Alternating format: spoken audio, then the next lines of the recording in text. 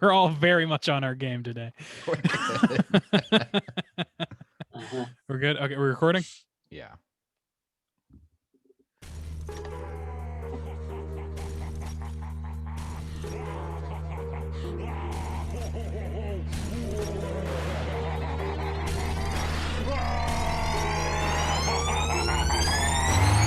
Yeah, we straight chillin', serial killing, pre-cool villains on the mic, got you reeling. 5-star rated from the floor to the ceiling. If you catch a 1-star, no time for feelings. Got a demon DJ on the ones and twos, by the name Beelzebub, so don't get confused. So grab a seat by the fire, roast a marlow or two, and prepare to hear the legend of the straight chillin' crew. What up, nerds? Welcome to another man-child episode of Straight Chilling, the weekly horror movie review show where you chill and we kill, slice, dice, and chop up yet another horror movie. My name's Bob. I'll be your host for the evening. This is episode number 310, recorded on Sunday, March 14th, 2021. Tonight, we're talking about another Patreon pick. This one was chosen by Luke. The movie is 1973's The Baby. Before we get into it, let me introduce everyone else on the show. First up, calling in from Washington, D.C., we got our boy, Randy Gandy G. Landy. What's up, man? Hello, gentlemen. What's going on, gentlemen? Are we ready to talk about babies? It's baby time. The internal clock's going off. Just one got big baby. That's right. That's what we're talking Ready to about. roll. What a How about weird-ass you guys? movie. We'll get there, buddy. Don't worry. Last but not least, calling in from Jacksonville, Florida, we got our boy, Soju. What's up, man? What up? It's your boy, Poppy Stains. Every baby needs a ditty, hey boys? Oh, Poppy stains? No, It's I'm poppy. offended. For Poppy seed Do you stains? prefer daddy stains, Bob? I know you have a daddy kink. Apparently. I have a been told. daddy kink. it's There on it record. Out of Let the record context. show. But on the other hand, I support incest. Yes. That's the best bump. I we mean, have. no kink shaming. That's the rules here, right, Hey. guys? I made my feelings known. They're not in bump form or anything, but Dude. Yeah. What is with these incest movies? This movie has some incest too. Like, how does this keep No happening? This is spoiler like the warnings, third movie. uh, Bob. we watch horror movies, and that's something people find That's horrific. not- It stands to reason. Yeah, but this is like a new trend of movies that we're coming across, and they're all This movie was made in the Patreon 70s. Well, that we ourselves are like Okay, com- yes, coming, yeah. coming We have a across. wave of incest Yeah. porn coming through our doors. It's our fucking Patreon supporters always picking these movies where siblings bang. What's You going know, I on? overheard a conversation on Slack that sounded a lot like this. I support incest. So I would like the record to show that is Randy's opinion that I was voicing out loud. you can do all the backtracking you want, Nah. buddy. All I know is I Nah. support incest. Well, you Oh know, shit. that's how it exists, so that's fine. Well, before we talk about all that, let's tackle some housekeeping real quick. Here's another reminder. We have our April poll pick posted over on our Patreon website. If you support us at the $5 level or above, you get the chance to vote on a movie we're talking about this April. The theme for April is Frights of Spring. And the three movies you can vote between are Invasion of the Body Snatchers from 1978, Troll 2, and The Wicker Man from 1973. Yeah. Bob, Yo! how are those numbers looking so far for spring? Looking pretty much the same as last week. Invasion of the Body Snatchers is still winning, but only by a vote or two. They're all like pretty closely grouped, so Just a scotch. All right. could go any way still. In other Patreon news, we have a brand new Patreon supporter. We got to give mad shouts outs to. Big thanks to Legion for signing up and supporting us on Patreon. Every dollar you guys contribute goes right back into the show, and we seriously appreciate it. As is tradition around these here parts, we owe Legion the straight chilling salute. This one is for Legion. Slap my ass. Slap my ass, my guy, my man. Slap thanks, it. Legion. Thank You have a very, It. very fascinating name. Tell us more.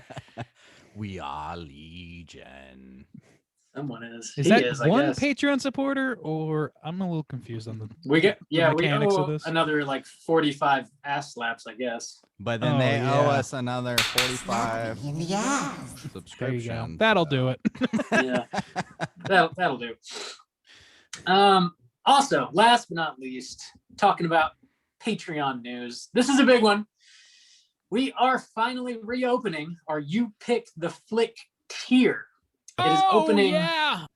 It is going to open 1 week from today, which is going to be Sunday, March 21st. It is going to open at a random time during that day that will be unannounced. So you're just going to have to keep checking our Patreon website and see when it drops. We open this tier quarterly. There's only 5 spots available per quarter, and this is the only way you get to outright pick a movie for us to review. Whatever movie you want, you pick it, we talk about it. So mark your calendars, make sure you get one of these spots. They tend to go pretty quickly. So don't forget, Sunday, March 21st. You pick This shit's hotter than the fucking housing market, baby. Mhm. That's all we got for Patreon. Do you guys have any news? No, my house is squeaky clean. I keep a very clean house. I like it. I like it. Sounds like this house is clean.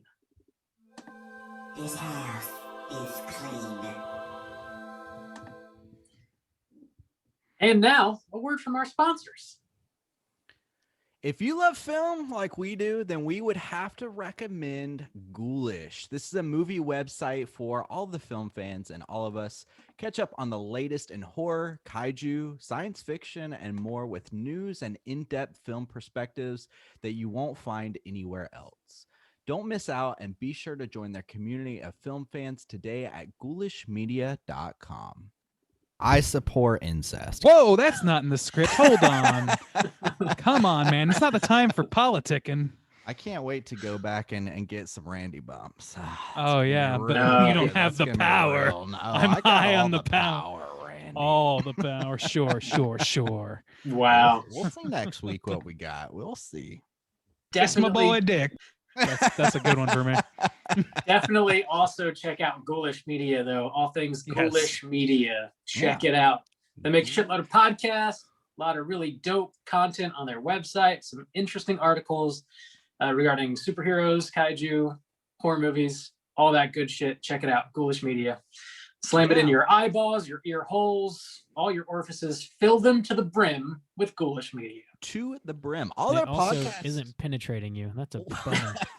I was going to Uh-huh. say all their podcasts are like very specific too in what they Yeah. cover. Yeah. There's Yeah. a lot out there for a lot of different interests. So that's really cool. Hell yeah, there is. Mhm. No matter what Good you're shit. into, they got it. Even if it's Foolish got you incest. covered. They probably Incest have it cast. covered. Apparently, I don't know. Actually, apparently, I'm in talks for one of their latest. Oh, wow. A very specific niche podcast. Oh yeah. Incesting with Soju. Oh, incest stains. Here we go. This is what they Huh? paid money for. This right here. They might want to distance themselves. Let's go. Yeah. This might be our last advertising contract. Are we gonna get sued? Maybe. No. I don't know. They know. might get a new influx of some suspicious listeners. Of Yeah. brother fuckers? They're just gonna get loaded down. Specifically brother. Okay. All right. McPoyle fan. And this is still somehow relevant to this cast. This isn't even a tangent. That's Yeah. right. The whole cast is itself a tangent. I don't think we can actually Very- go off course. It's very topical, actually. So yeah, let's go ahead and get to the main event. We're talking about The Baby, and we're gonna kick it off at the back of the box. What's on the back of the box?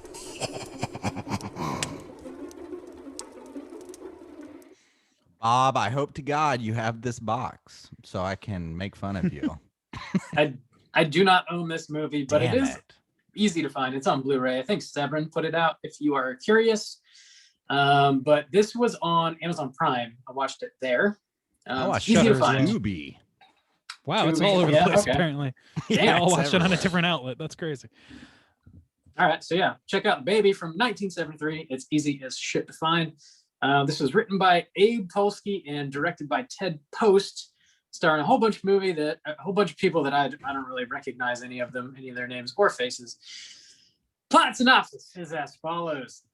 A social worker, still reeling from the loss of her architect husband, investigates the eccentric, psychedelic Wadsworth family, consisting of a mother, 2 daughters, and an adult son with the apparent mental capacity of an infant. Gentlemen, had you seen this movie before? Would you recommend people check it out? Randy? I'm the baby, gotta love me. I liked it. Oh my God. This is a movie I had not seen. I very much have witnessed its poster, and it's I don't know. I've seen it listed on streaming sites many times, and obvious to see why now because it's on all of them. But yeah, as far as recommendations go, not a heavy recommend for me today. I would say that this is schlocky 70s psychodrama more than it is even straight horror. Not if you want to quibble about genre, but just so you know what you're getting into, there's a lot of front end to this movie, and there's a lot of sort of questionable things. Hindsight on this movie is not kind. Let's say that. Yeah, not a strong recommend. I can't even really put a strong qualifier on it. If you're a super weirdo, watch this movie. Sorry, Luke. Randy's being real rude. This movie made me a worse person. What can I say? No, that's not true. Juice, how did this movie make you worse? I was not aware of this film in any capacity. I didn't know anything about it going in, and I would not recommend this film. This movie creeped me out, and not in a cool horror way, in like the same way like a diddler creeps me out. Like Hooters might creep you out that way as well. Yeah, but even worse than a cooter creep, like a diddler creep. Are we entering a new realm of creepdom here?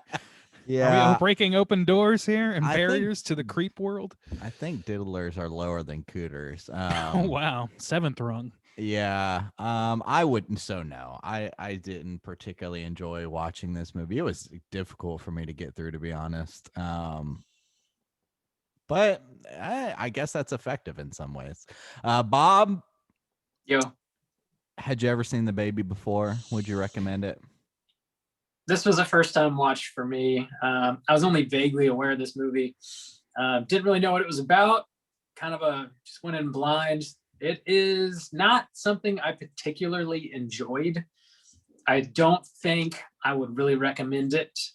I do think it's fairly effective in what it's trying to do. Yeah. And that is largely why I did not enjoy it, because it's just a very uncomfortable movie. And that's the point of it. But it's the dead dove in Arrested Development. I don't know what I was expecting. There's not enough in here that like helps me get over the awkwardness of the situation though. Like there's not enough other stuff. There's not like amazing acting or cinematography that's like you gotta watch this shit. And it's not saying enough to overcome that either. True. Yeah. It doesn't seem to be saying much of anything. I don't know, man. That's the thing. Yeah, we need to get into that because like that is the interesting thing about this movie that I am interested in speaking about. I will say stick around for this cast because I think it will be interesting. Yeah, there's some wild shit we're about to talk about. Oh man, we got adult babies, we got skin freaks, we got it all, baby. The skin freak. Fucking Dennis. God. Okay, yeah, let's drop that spoiler warning and get into the rest of the movie. Here we go.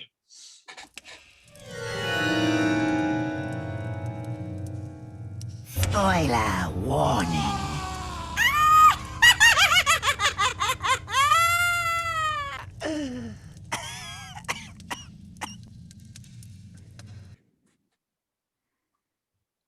All right. So I did not type up a synopsis for this because I didn't have time, but I can run through it. I got it. I'm the baby, gotta love me. All right, That's we're good. There you go. That's it.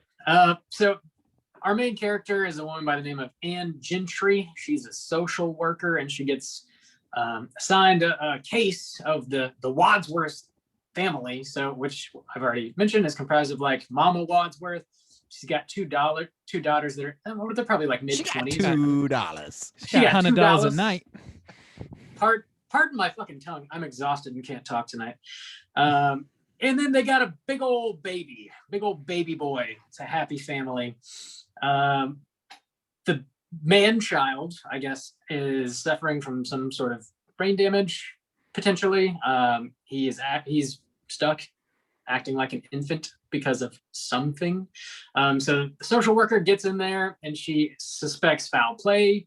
She thinks this man is being abused by the family, and they're just sort of trying to cash in on getting money from the state to take care of him, because as the mom mentions, that's their only source of income.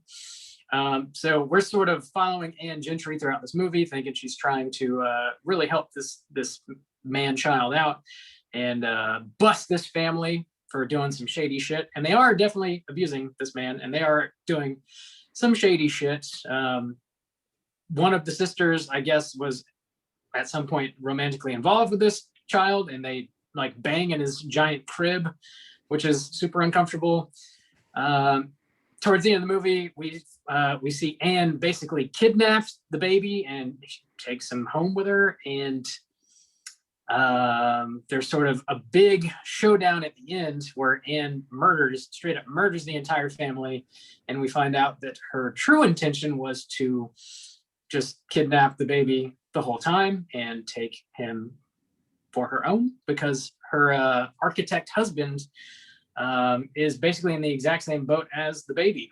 He's just a big old man child that suffered brain trauma and is acting like an infant. So I guess now he has a playmate. That's how the movie ends. There you go. Everybody in this movie sucks.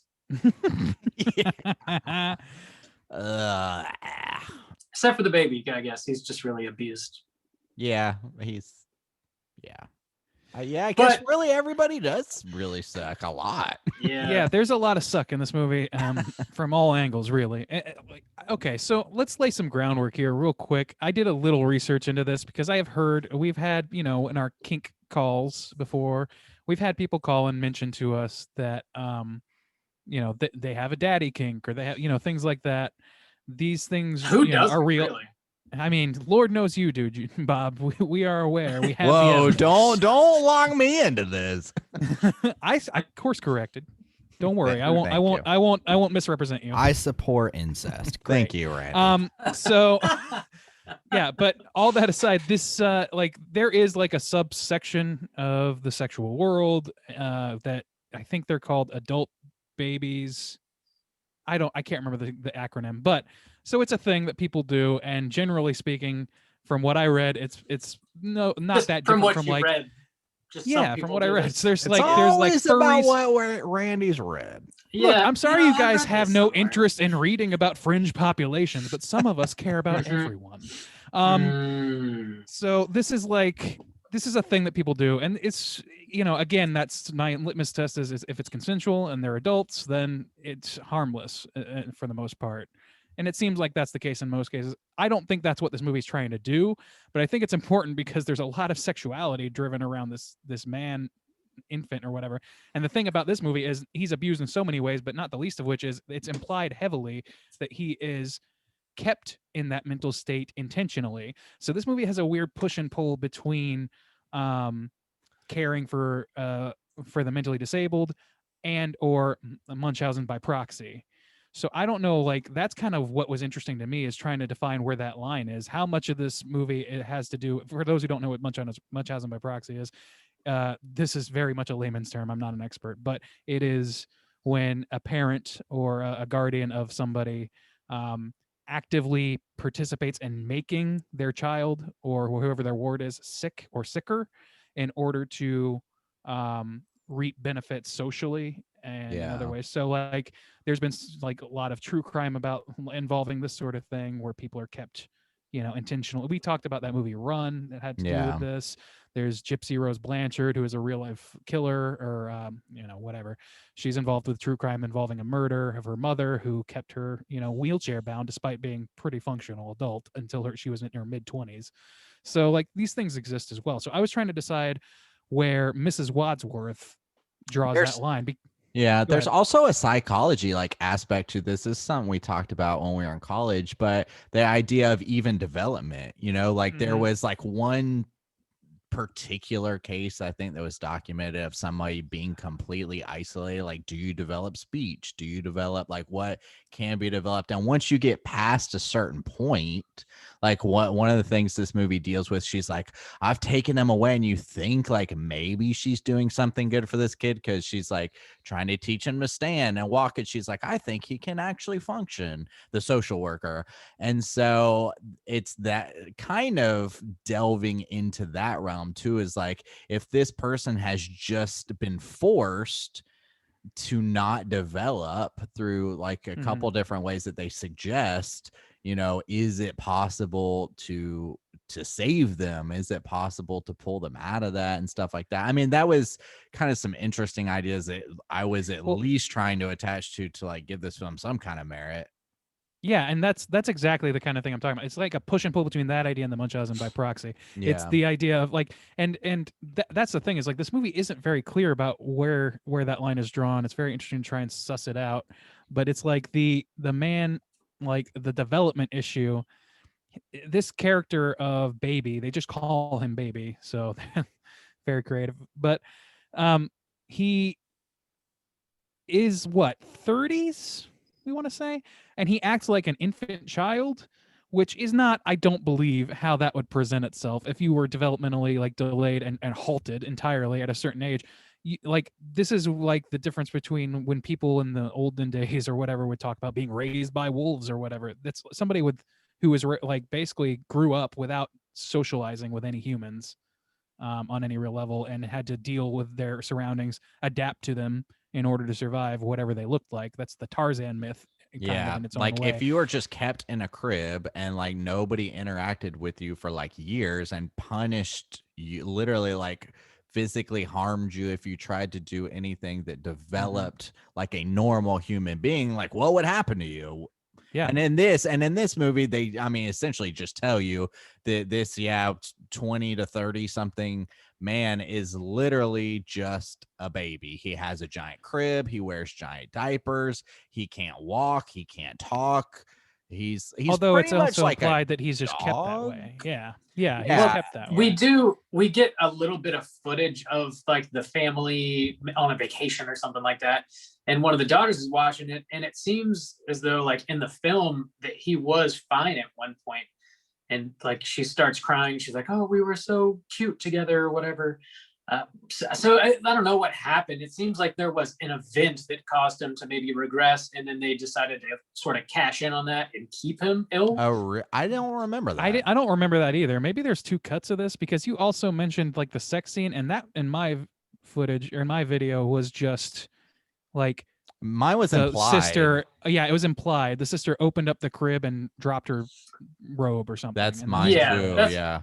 Yeah, okay, that's what I saw. so it's maybe not. she Maybe gets in we the just crib. missed it then. But yeah, so it's interesting though, like because I don't know. It seems pretty dubious to me that the way this man acts is how somebody who's actually developmentally delayed, even by force, would act.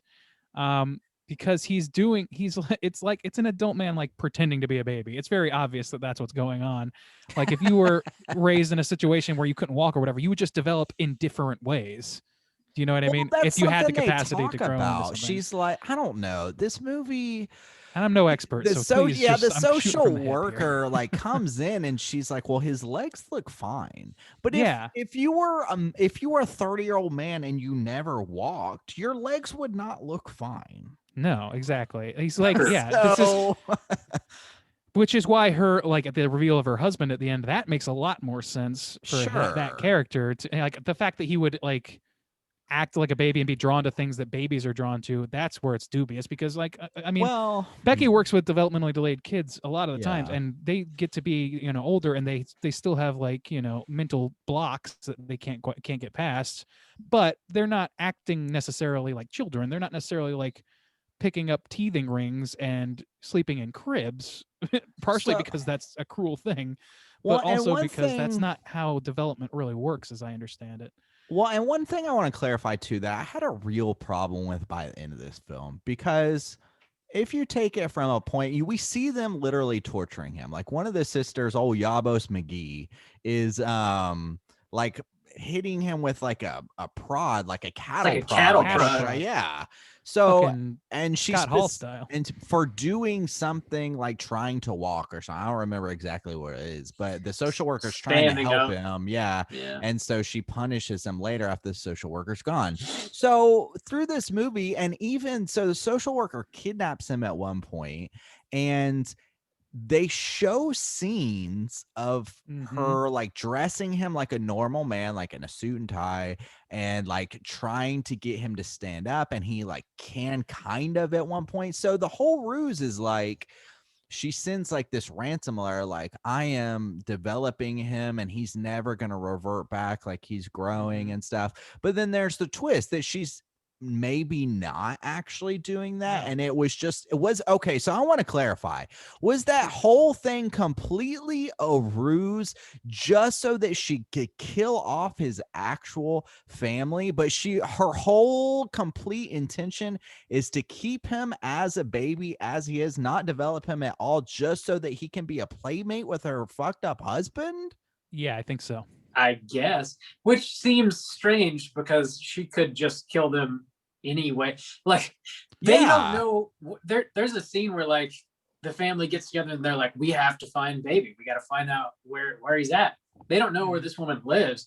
And then in the very next scene, they just somehow magically appear there. Well, they've called her house before, so I mean, I don't know what like caller ID site type systems existed at the time. I don't know how you could cross-reference that, but if you have their number, I was wondering chances that are, too, honestly, like maybe their boss gave him that too. I was wondering about it too, because I was like, I know they've called her house, but they take forever to find the baby, so they don't know where it is. And yeah, they literally like, we need to go look for him, and then in the next scene, they're pulling up the driveway. They're just there. The culprit here is just poor writing. I'm pretty sure what the situation. And the other thing is like, okay, so let's say that this all was a ruse the whole time, which it seems like it was, because there's a lot of references to putting in the pool that they eventually use to cover up the bodies. Okay. In the backyard. So like clearly this was the plan for a long time, right? But then there's also several scenes of Mrs. Gentry at a school for disabled children where they're supposed to meet her and put him in that school. But if you do that, then your whole plan is blown the fuck up. And she's super pissed that they don't do that. True. She was like, so it's like a revealed. Was that a red herring? Because that's a risky goddamn red herring. Yeah, for your plan. Guy. Yeah, she couldn't take him out of the school once he's there. He's under there. Then he's like in the system for real in a way that he's not right now. Yeah. I think all that stuff is written into the script primarily just to confuse the audience, to lead you astray, so that when the end happens you go, oh my god, I never saw that coming. But it really doesn't serve the plot at all. It's like every 70s psychodrama movie where it's like pop science bullshit and they justify it however they can, and then at the end they twist the knife, and then that's when you realize, oh, they want a Norman Bates moment. That's what they're after, you know. They don't that's what the whole like sub genre of that entails usually. I've noticed like Pieces did something similar, you know what I mean? Like either it's who is the killer, or it's what's really going on, and what's really going on is always something that's based in some bullshit pop psychology thing. So and like the willingness of this Anne Gentry and her mother-in-law to just murder 3 people just so her now disabled husband and son can have a playmate. That's like full on Machiavellian evil shit. So like that's the thing they want. That's the rug they were pulling, and it just doesn't really land because they don't like. It doesn't have the internal logic like we talked about. Well, it doesn't land also too because the other people are complete pieces of shit. So you almost support it in a way because you think it's good, because these people are willing to kill social workers. They imply more than one social worker. They drug her. So they can get a couple $100 a month. Well, the rug isn't saying that those people were actually the good guys. Don't get me wrong. I know. That Anne Gentry also is an evil piece of shit. No, I know, but it's not even that great of a rug pull, because you want it to, regardless of what the other woman's gonna do with them, which that's a really shitty ending. But it's still better because at least maybe she's not Yeah. going to torture him with the Right. cattle prod. So Yeah, it's so not, it's it's a just slightly like better ending, but it's still so evil. it's so deflated. It's like Yeah. I don't know. It's like you went through all of this trouble to have this grown ass man act like a baby, which is whether he does a good job or not. Okay, so Yeah. I don't even know. I didn't like it. I would say no, but I mean, that's up for debate, I guess. But just it's just it's just not a good thing to do. Like, it's just like to see a obnoxious. grown man act like a Yeah. baby. It looks stupid. It looks fucking stupid. Yeah, that's the thing, and like, yeah, this whole thing is like he's abused front to back. Like, there's no redeeming situation for him, with the exception of like the slight redemption of being, not even redemption, that's not the right word, but the slight improvement of his situation by the end of the movie by way of murdering the murder of his whole family of evil creeps, and then being forced into the custody, Well, like unknowingly into some. It's just, it's very like saturated with bittersweet. Like, if that's what they're going for, like, it feels like maybe, I don't know if they were going for bittersweet or if it's just poor writing and they just needed a rug pull and that's what it is, and take it for however you want it. Like, that's kind of the pieces model, right? Where it's like, well, this is what actually happened, and you know, you can like it or not like it, but we're not going to spend time justifying it, you know? And I think the problem is because it looks so stupid, my mind will not allow me to ever think like this is not a movie. It's like I couldn't like as sad as the things we can talk about is, like, the idea of this actually happening, like, yeah, you would want sympathy for the character, but because I have to rationalize, like, this is a grown man who is an actor, he is an actor, Mhm. and he's doing this and it looks so stupid, I can't in my own logical mind say this is, I can never say, like, I can never fall into the movie. I'm always like, this is a movie about a grown man that's a baby, and it looks so stupid that I'm constantly reminding myself, this is a movie, this is a movie, this is a movie. Yeah. Like, You can't because it you can't looks get so emotionally dumb. invested because you're distracted by how Yeah. silly it all seems. I get that. You Yeah. know, like that's true of a lot of movies we see, but like we're not so used to seeing this particular brand of silliness in our horror movie. Like, it's just not as common. This amount of silliness attached to a very serious idea, and I think that's the problem. Yes, yeah, it's that's a good because point. if we're going to talk about these things, like, it's absolutely terrible, and it's curious in some ways about the ideas of development, but just the ideas of, yeah, the sexual abuse, the actual torture, the exploitation for money, like, those are all terrible they really happen. And so when you Mhm. want to talk about them in a serious, critical way, This like, is not the movie for that. no, This is far from it. this medium is not appropriate for it, because these are all Oh. very serious things, and they have a serious message. There's no point where I think, like, they're really leaning into the silliness or they're trying to make it silly, which you really shouldn't, because it's so fucked up. And yet, with this grown-ass actor man trying to do this, it's like, this is almost like It's repulsive. It's like it feels like disabled blackface almost, or some Kind shit of, like that. yeah, Like, it's yeah, disturbing that's a to me on that good- level. Me too. Like, where it's, yeah, you know, yeah.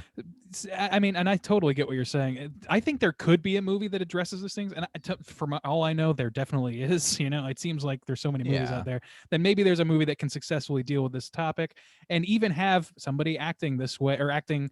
You know, there are definitely movies where people act disabled, or the disabled people to put on a performance that is convincing and can work.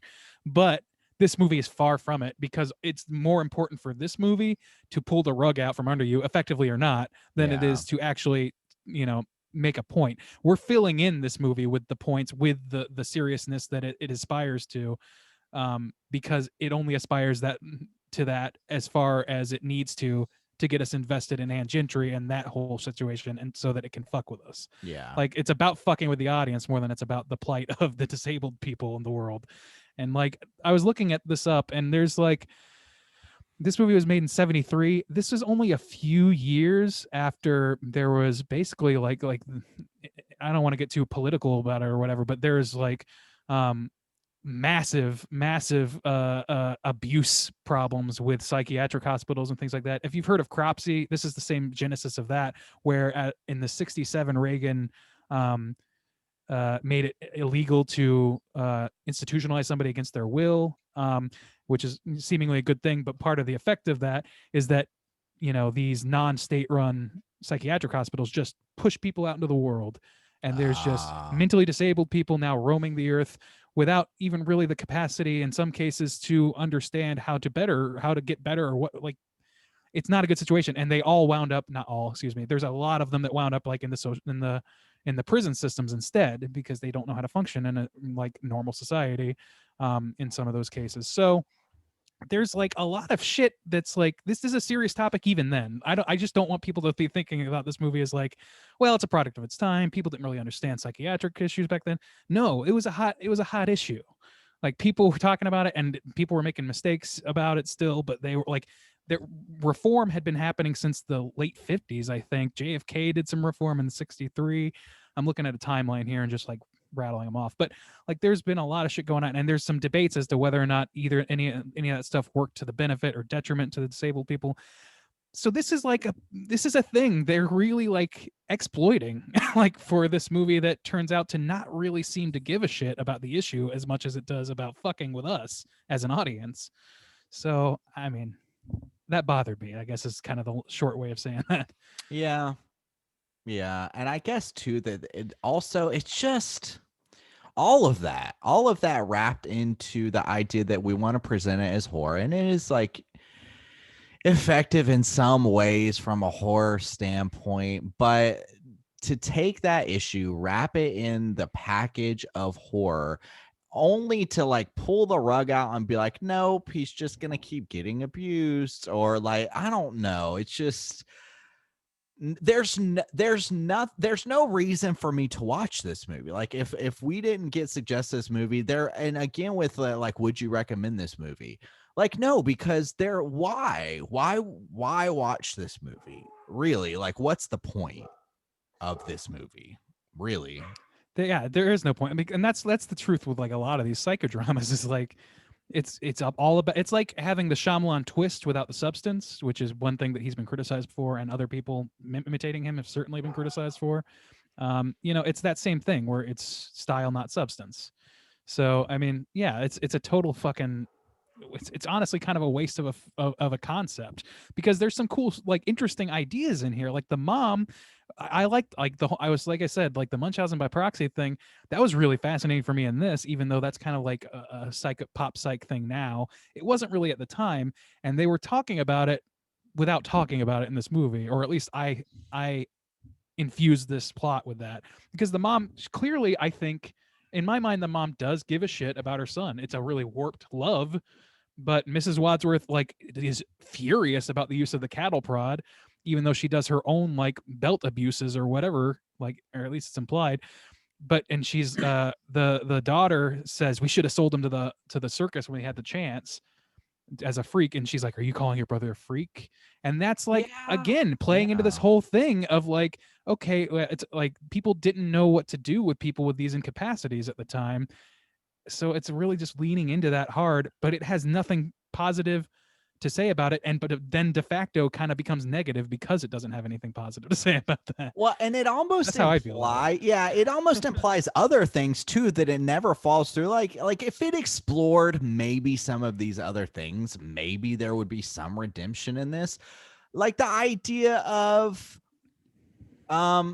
it's kind of maybe implied. It's like, why don't these people get jobs, first of all? So, we're exploiting this kid for money, and it's just like a couple $100 a month. They have their own house, which is a huge fucking house that they live in.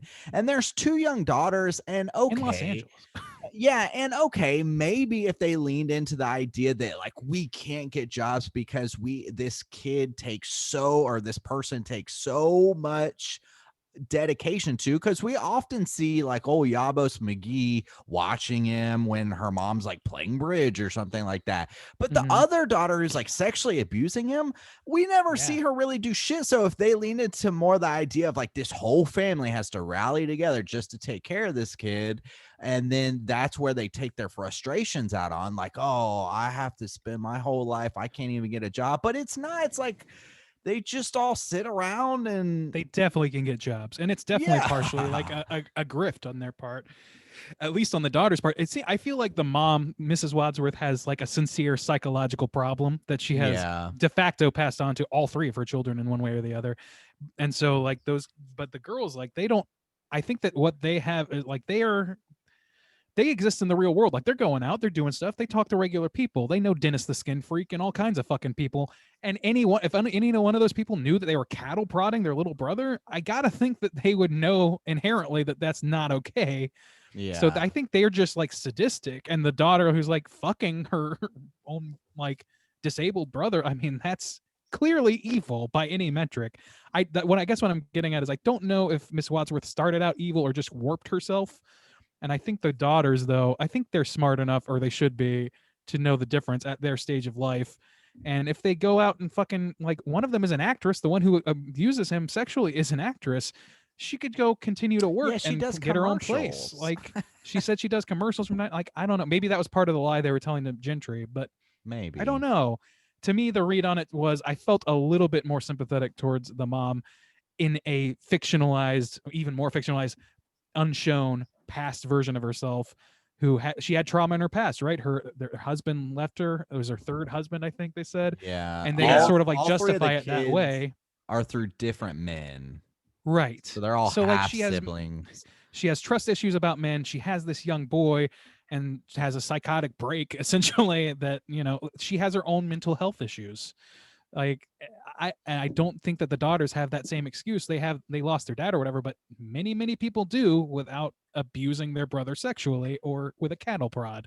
So do you think Miss Wadsworth was breastfeeding the baby? I don't know, but the whole thing with the breastfeeding, felt very exploitation-y to me, more than most other stuff. I wanted to bring that up. Thanks, Bob. Thanks for bringing that up, because here is something I found intriguing about how this movie is pulled off, because not only something we haven't talked about yet, and that Bob like brought it up, is on top of all of this fucked up shit that we've seen, there's one other instance where they actually hire a babysitter for this person, an actual babysitter who's in no way related to the social system or this family. She's like, just like you would hire for a baby. Has this like kind of reluctant, sexy call with her boyfriend. Okay. Where they're talking about like if she's wearing panties and how they're going to like hook up after her shift and stuff like that. Then she goes up to the room when the baby's crying and like tries to have this man baby suckle on her breast. Yeah. And that's another thing. Is like, she kind of plays it like, I don't want this. But then she unbuttons her fucking shirt and it's like, what the fuck is going on? Yeah. And it's not implied that she's married or has had a kid herself and that she would even be able to breastfeed this child if that was even an option. And so it's almost played as another sexual exploitation, sexual abuse of this person. And one thing that was interesting about this film that's different, especially of horror of its time, is the like soul man, other than Dennis the Skin Freak, but like the soul man in this film is completely weak and powerless. There's no sense of masculinity in this film of like the typical way we see it. And yet this movie is full of sexual abuse and exploitation and all these things. And so they flip these roles that we would typically see.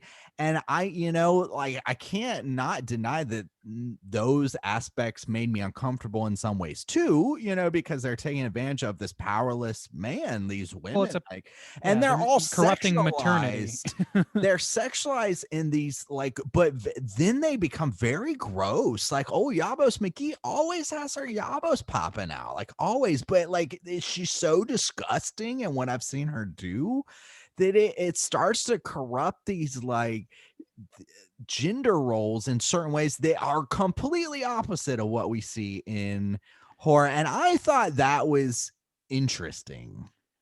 I mean, I guess I see what you're saying. I think, to my mind, it almost smacks of misogyny in the writer's room, right? Because this is a man having his power taken away by oppressive female figures, and even the ones that are supposed to be helpful to him, or the ones that are poised to help him, only want to corrupt him even further. So to me, that's how I would read that. And I don't know if, obviously, I don't think you write that stuff intentionally necessarily. At this point in the 70s, but maybe you do, because women's lib was a thing. They even had Dennis the Skin Freak say things, oh, you must be one of those women lib freaks, to Anne Gentry, because she says she doesn't want to have a drink with him. So can we just explain Dennis for a minute, the whole Dennis scene? You can try. I don't know how to, so you start. So they have a party for Baby, and the Wadsworth family invites Gentry over as sort of like a peace offering, because they sort of come to blows and they exchange some unkind words. So like, why don't you come over and you'll see how Baby interacts with the whole family, and it'll be a grand old time. So she comes over to the party, and the family plans to poison her drink, like drug her, and then they pull her down to the basement, tie her up, and they're gonna kill her. There's this dude that attends the party by the name of Dennis, and he's macking on Alba. He's really just macking on everybody. He's trying to get laid at this child's party, which is sort of strange. But he's macking, and he's like, oh, you have such beautiful skin. And she's like, oh, don't tell me you're a dermatologist. And he goes, nope, just a skin freak. What? Who the fuck says that? Dude. Self-described skin freak. Just a big skin freak, It's like, I got a skin kink. You know me. I'm the big skin freak. That is something you say to somebody if you want to go to prison. That is not something that's not something you willingly say to endear yourself to somebody. That's legitimately. I mean, it's like, so you're right. Like, the only other guy in this is like almost like giving off shades of Ed Gein going on. Yeah. So it's not. It's not kind, really. You're right. There's something going on with gender here, and whether or not it's intentional is questionable, because the end result of that fucking with the at the time gender roles is so hard to discern, like, what's going on there. I don't know. To me, it seems like it's just like, look how oppressive women are if given the chance to have power over a man. I feel like that's kind of being said on some level, but at the same time, like, the only other man in this movie is like has parallels to a psychopath himself. Yeah. So he's not kind of tough to say.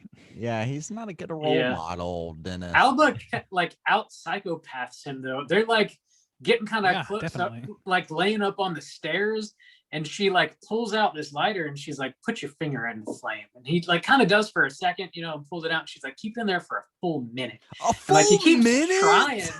But you obviously can't do that. Like, nobody can do that. And she's like, well, better luck next time, buddy. And like makes him leave. Yeah. Because he's not like man enough, I guess. I don't. It's to a keep strange a scene. finger in a flame for a full minute. I mean, like, yeah, you're not.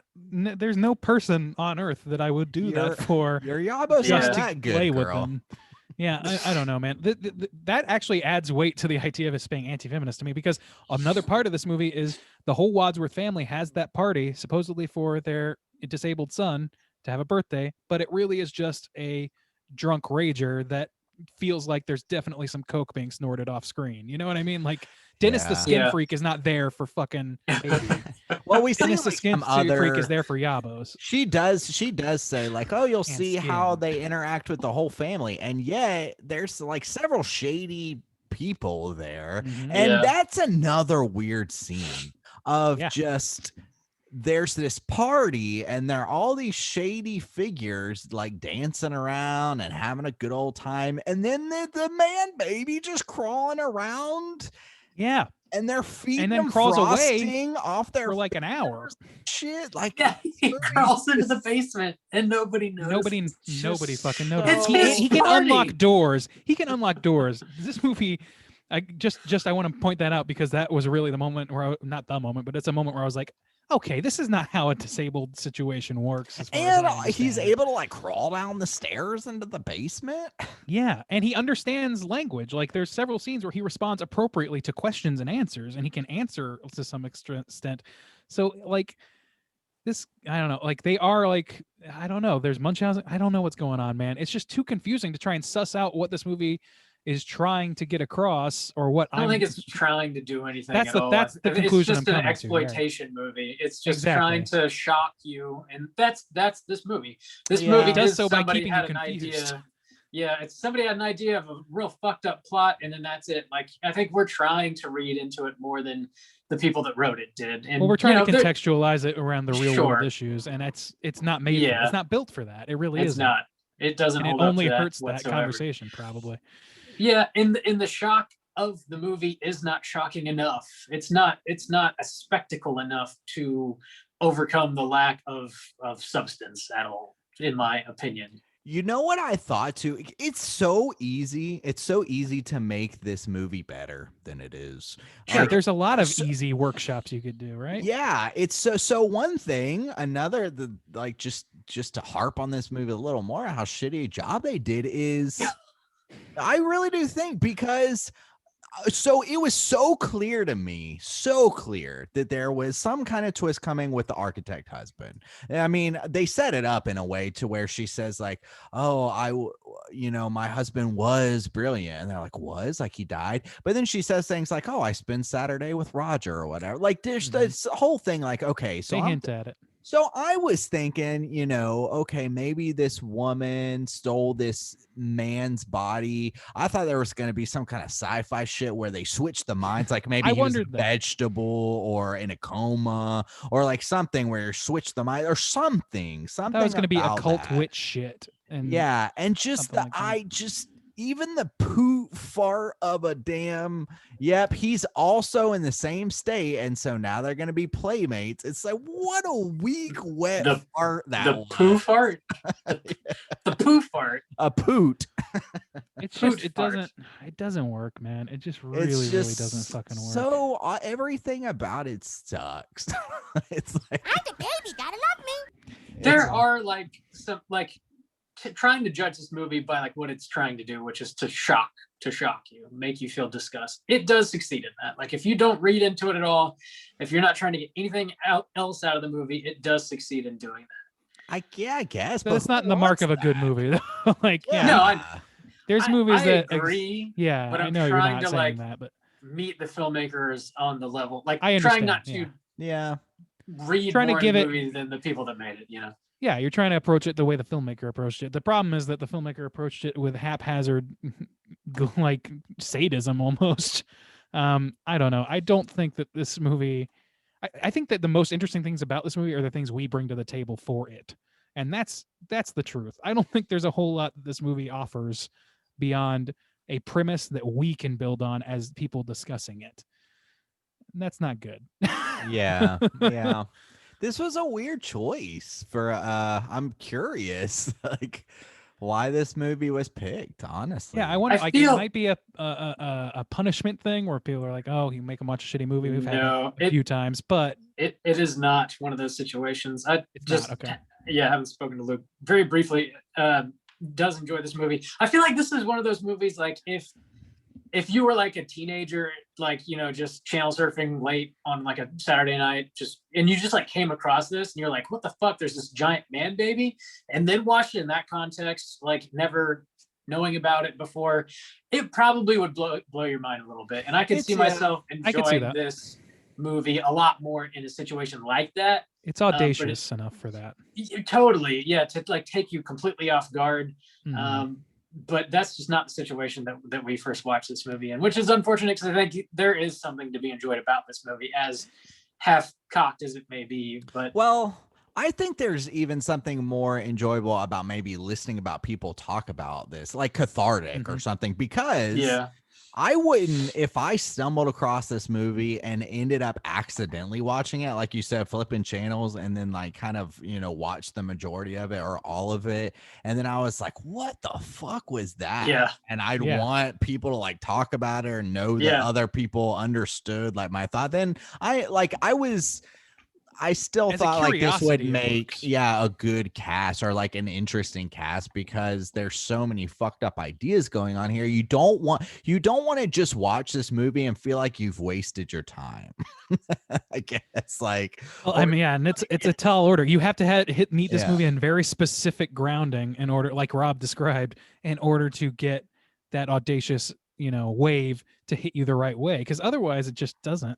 Like it really just is like, okay, if you watch this front to back intentionally, knowing that it's, from the poster, I discerned that it was about a large baby at least. I mean, just based on the fucking cover of it. yeah. Then Yeah. you're kind of prepared for that. It's like, okay, so what's the angle on this? And the angle is there's no fucking angle. It's just fucking coming at you from every angle. I mean, in Justin's words, Got so many angles, it's almost just a curve. I wasn't just- even trying but for that's that, but not it worked even a good perfectly. way, yeah. Wow. Now, I'm like, why do you think and maybe Bob's right. Maybe there is absolutely no purpose, but I gotta think there's like some, like, why do you think Dennis was even introduced? Like, why? There's no reason for him to exist because there think was a so whole they other guy. There's a whole other guy with white hair who's like with the mom through the party who has no lines. We just see he seems like kind of a shady character, and everybody at this party has this vibe of they're shady. So why do you think Dennis even exists as he is? Why do you think that? My guess is what I was talking about earlier, like from an anti-feminist perspective, if the writer of this movie sat down and was like, well, here's a bunch of loose women taking the power away from men, then that he needs a character to stand in for like the skeevy sort of men that would do the things like put their hands in fire to get laid, But when as you a want, counterbalance to show like this is, anything these women want to do to a guy, they're willing to do. They just have to find a guy willing to fucking debase himself, or that they can force to debase himself. I don't know. And that's again, like, I feel like that's me meeting this movie more than halfway. Yeah, I agree. Totally. Doing the Yeah. heavy lifting for sure. I think we should go ahead and rate this thing. We touched on pretty much everything, I believed. Is there anything else you guys want to throw in real quick? Oh, I think there was a moment. This is just like an experiential thing for me. But when I was watching it, they watched a bunch of like old footage. Anne was watching old footage of her and her husband, and I don't know if it was just the '70s haircuts or what. But I was like, is the baby supposed to look like her husband? Is that like, and that's kind of what led me down the idea of maybe he's like a doppelganger that she can infuse with the spirit of her old husband or some shit like that. You know what I mean? I don't know. That has nothing to, that just has to do with my experience, I guess. It But didn't stand out to me. Just purely the haircut or the look or anything. Yeah. to me, I was like, I almost thought for a minute, I was like, is that the same actor even? I don't know. But like, it just, I don't know. It was just 70s white dudes with that haircut, I guess. Cool.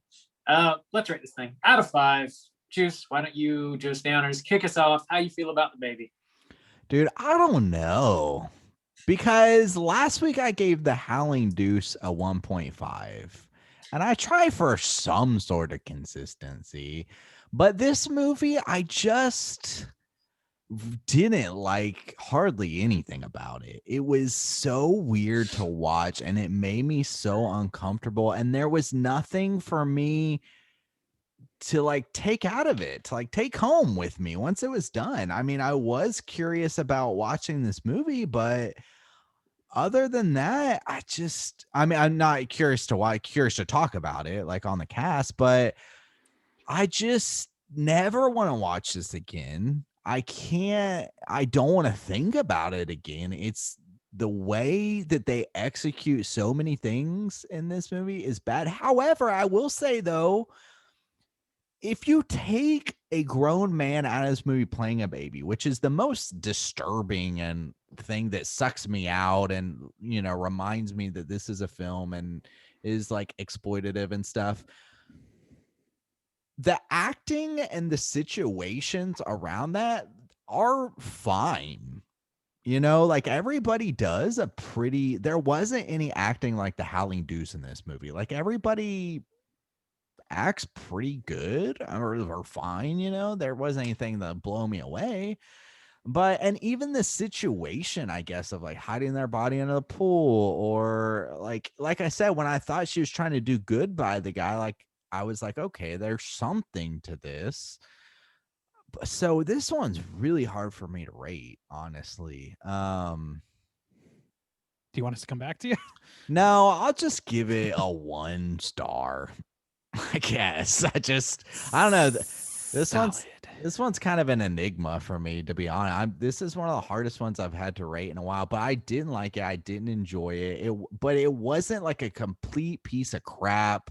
Like, oh, the cinematography or oh, this acting is just dog shit. It wasn't. It was all mediocre fine, except that this man, the situation and the way that they have this man doing it's like was so troubling to me that it just wasn't pleasurable in any way to watch. So yeah, 1 star I think is fair enough for The Craft. All right, 1 star from Juice. Bob, you want to hop in? Yeah, I'll slide in here real quick. All right, out of 5, Bob, what you gonna give the old baby? I think I'm going to come in with a 1.5 here. I didn't really enjoy watching this. It is generally effective, like I mentioned, in the shock value that it has. It's got some pretty horrific moments, not in like the classical sense of horror movies, but it's just like watching this man-child be abused time and time again by multiple people. It's effective in that it grosses you out. It turns your stomach a little bit. But it's just not like that. Seeing that play out over and over again, it's not very enjoyable. And there's really not enough surrounding that to justify sitting through 90 minutes of it for me personally. Kind of tough to get through. Definitely a little bit of a spectacle here. Like I mentioned, if you happened upon it accidentally, I can see it blowing your mind in some way, but in this context, it's a 1.5 for myself. Randy, how you feel?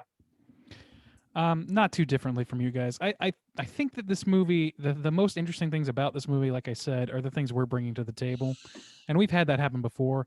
But on top of that, for me, this movie irritated me because some of the things at least some of the lenses I was looking at it through were not very kind to the filmmakers. You know what I mean? Like it wasn't like, I can see this through an anti-feminist lens. I don't like being like anti-feminist lens though. I don't like, what this movie has to say, if that is the case, which I'm dubious that it was intentional. But even if it was, then I'm meeting it more than halfway just to give it a point against itself. So to me, that drops it away for that makes it like less than The Howling 2. Since Justin brought that up, I gave that a 1. And I think that one, as flawed as it was, The Craft was not nearly as good as this movie, which is a little far. It wasn't. But it was far from it. But it was less viscerally annoying to me. You know what I mean? So that loses half a star for me. I gave that movie a 1, as I recall. Rob, is that right? You got the book? Yeah, you did. Yeah. You said solid 1. Okay, yes. So this is a 0.5 for me then. I think that's fair, using that as my metric. This movie actively annoyed me through the act of me trying to give it the benefit of the doubt. I actually hurt my feeling towards this movie.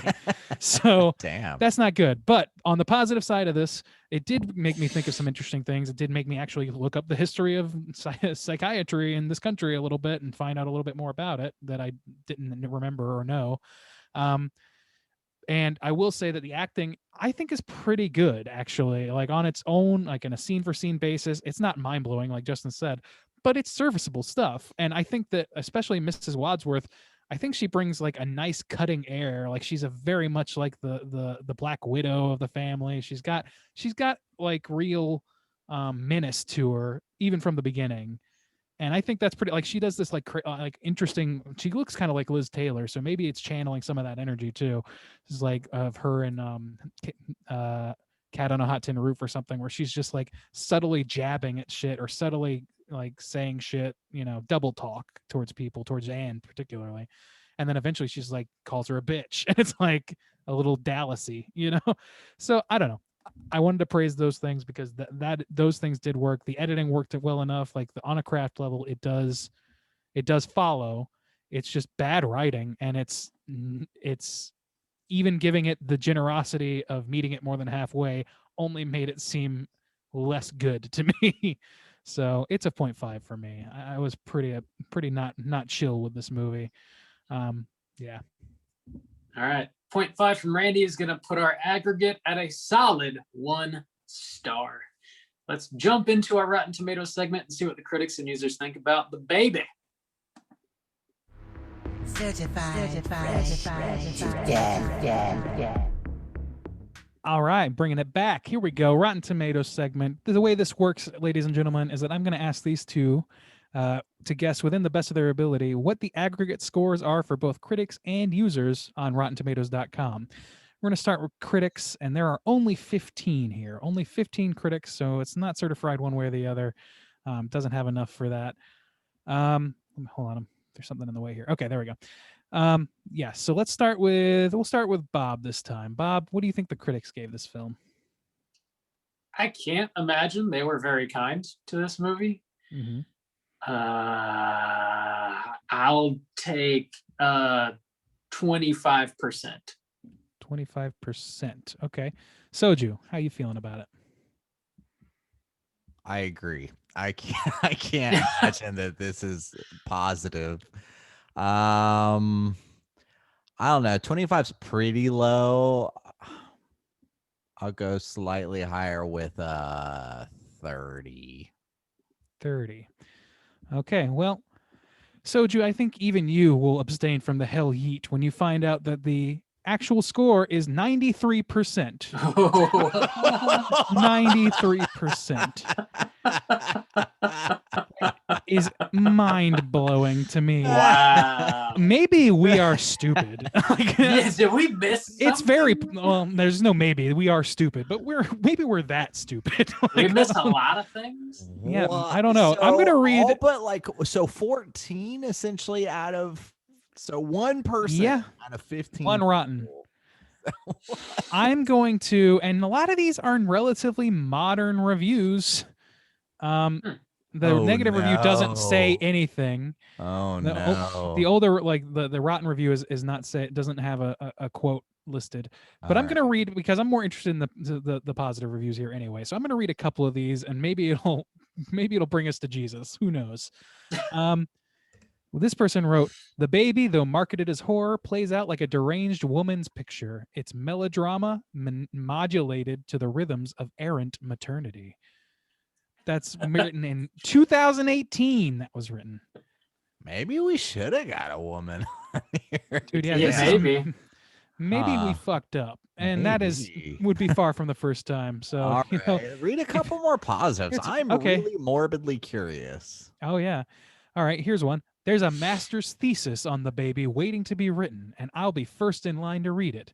But not because I expect to find the film's provocation tamed or its utter bizarreness gently folded into the seething swamp of things that make us go, I don't truly understand what that's even saying." I don't think that dude understands. We are definitely stupid. So I mean, one more. Give me one more. I'm trying to find one that actually we can comprehend as dum-dums, but Are all these critics trolling? Are we being trolled right now? Maybe. I don't know. They're from all kinds of places. Like that last one was from Film Comment Magazine.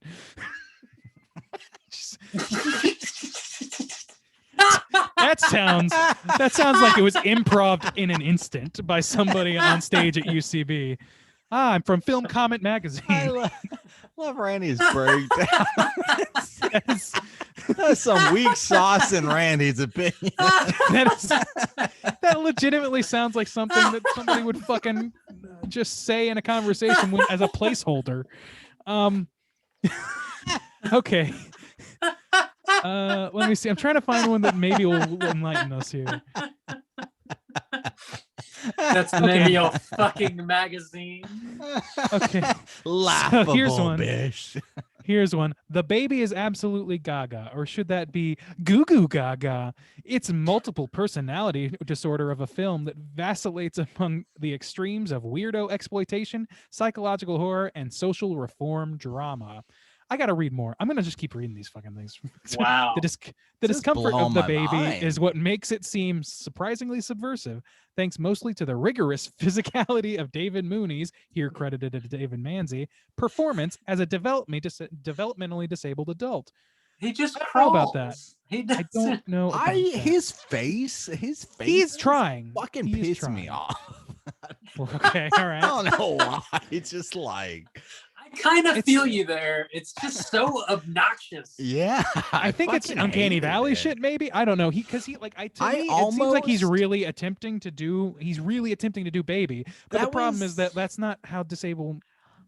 That's not how that works. as I It's understand it almost like anyway. I was mad at him for making such a terrible decision. Like, why did you take this film, you fool?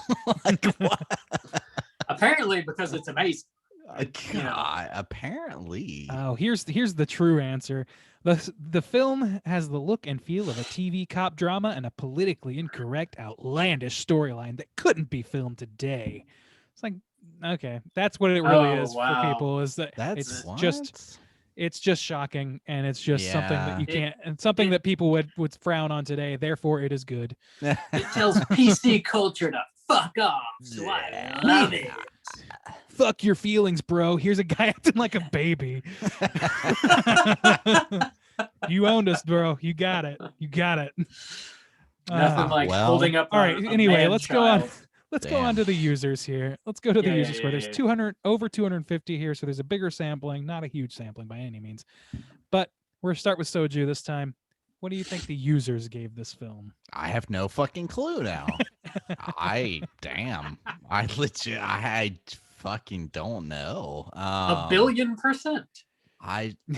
93% is blowing. Oh, I thought you were saying mind. 93%. No, For this. dude, I don't know, man. It's fucking 50. 50. Okay. I don't 50 know. from Maybe Soju, it's right down the high, middle. maybe it's low. Bob, what do you think? 51. $1. I don't know. 51. I cannot believe nobody did the comedy number in this situation. Let's see. Rob, you are gonna take it, and you might actually earn a hell skeet because this is a 53%. 53% God. positive. Give me that hell skeet. No, Give me that hell skeet. no. Eat mesquite, Bob. Give me a hell skeet. Oh, Eat mesquite. Give me a hell skeet. man, the push and pull of the yeet skeet. Hey, Bob. No. Yeet mesquite, bish. Yeet. I'm This gonna is- eat your ass. Oh my God, this is Let the me worst eat that feud ass. ever. I know Okay, you will. end of segment. All right. Thank you, Randy, for doing tomatoes there. We got a new Justin- clip from Bob. Let me eat that ass. Juice, is there trivia on this movie? Yeah, there is a bit, which is kind of interesting. Totally time for trivia. It's totally time for trivia. All right, this is another thing that fucking bothered me. So I'm glad it's in trivia because I forgot to mention it. The remastered edition of the audio track is not the original track from the film. The original track contained the actual sounds made by David Mooney during the film. The baby sounds came from his performance and not canned baby sounds. The original track must have been lost and later baby sounds were added.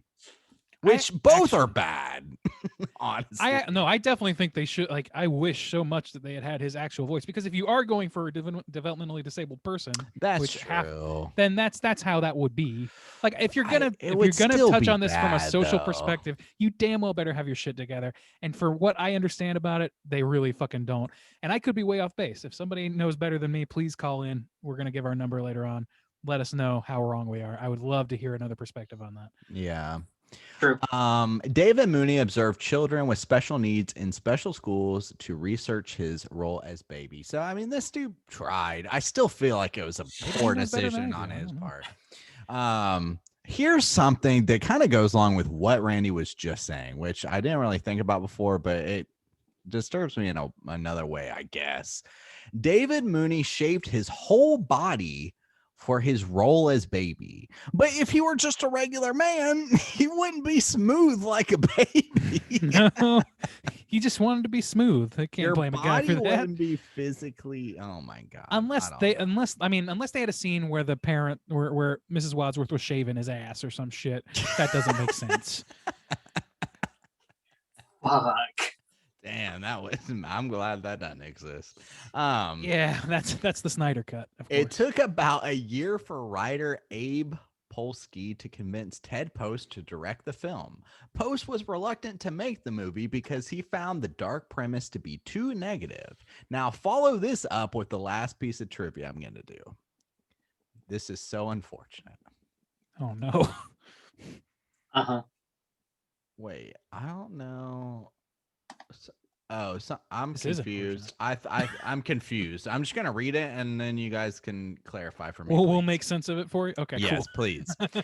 This was Todd Andrews' final film before his death on November 7th, 1972, at the age of 57. He died 7 months before the film's release. Now, I originally thought I assumed that was the director, except the trivia I read before said Ted Post to direct the film. No. So who's According to- Todd Andrews? This says it was he played Yeah, doctor. played the doctor. The doctor.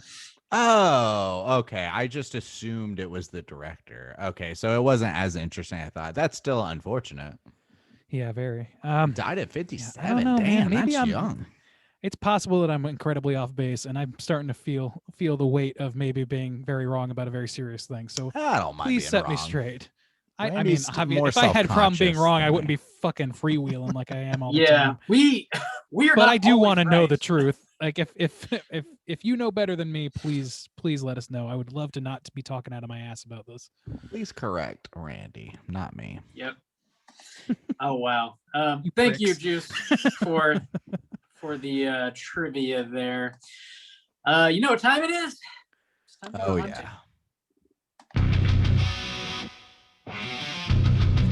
Straight chillin'.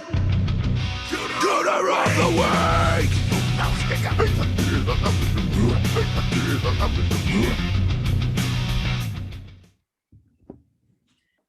Juice, what is a cooter? Why are we hunting them? Bob, thank you for asking. Cooter is a character type and a straight chillin' exclusive.